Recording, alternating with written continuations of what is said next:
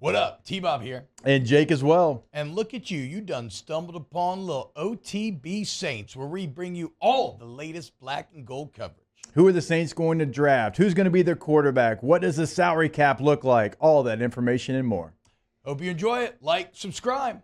So the New Orleans Saints, we talked about the Saints and Kirk Cousins potentially going to Atlanta and what that would mean for Derek Carr and the NFC South. And are you then the third best quarterback in the NFC South? Well, everything in football goes back to the quarterback, right? If you look at the highest paid positions, it's the quarterback itself, it's who protects the quarterbacks, and it's who gets after the quarterback.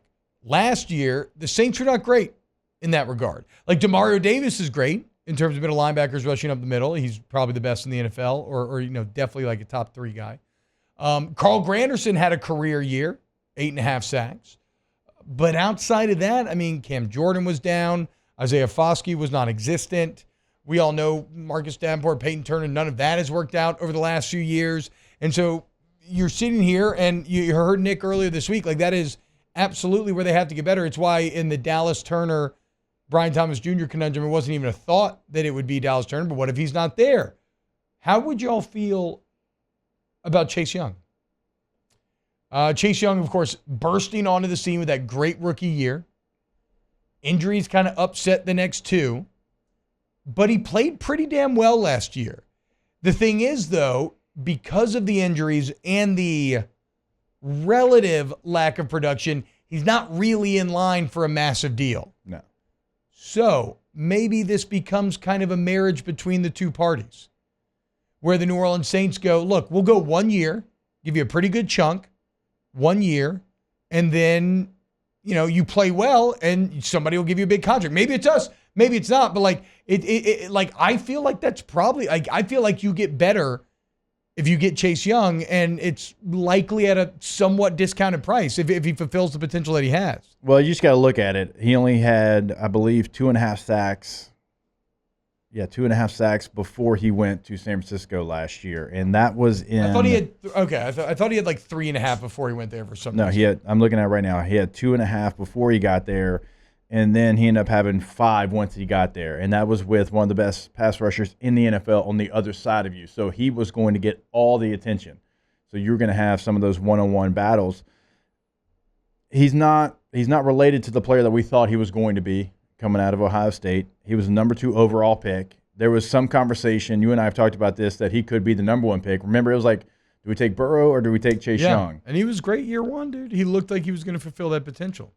So I think he is a nice addition to a team. But if you're looking for like the potential of a Dallas Turner, I don't think Chase Young's going to fill that. Well, and I think even if you sign Chase Young, I still think if Turner's there, you draft him.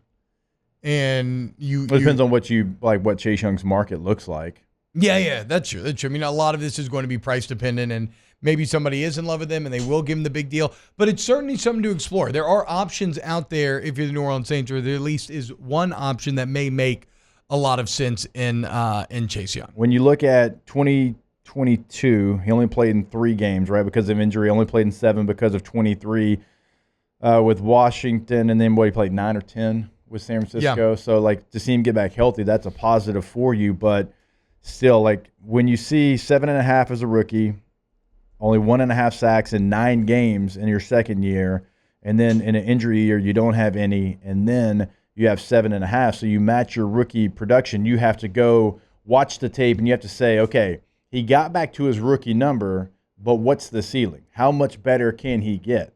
Is he now getting back fully healthy? How much should he benefit from having Nick Bosa on the other side? Like, I think it's a conversation. I don't think it's like cut and dry, like sign him or don't sign him. Yeah. Like, you have to do your due diligence, because 7.5 is tied for the most that he's ever had in his career.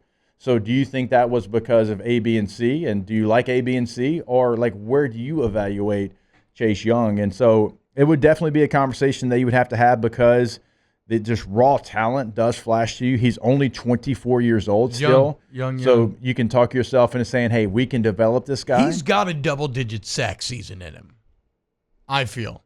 If you go 7.5 as a rookie and then you match it again after some injuries, like, I'll give you the benefit of the doubt that you can get a double. I guess to your point, if you don't have Nick Bosa, like, is the Saints defensive line the line that you could pair him with to hit the double digits?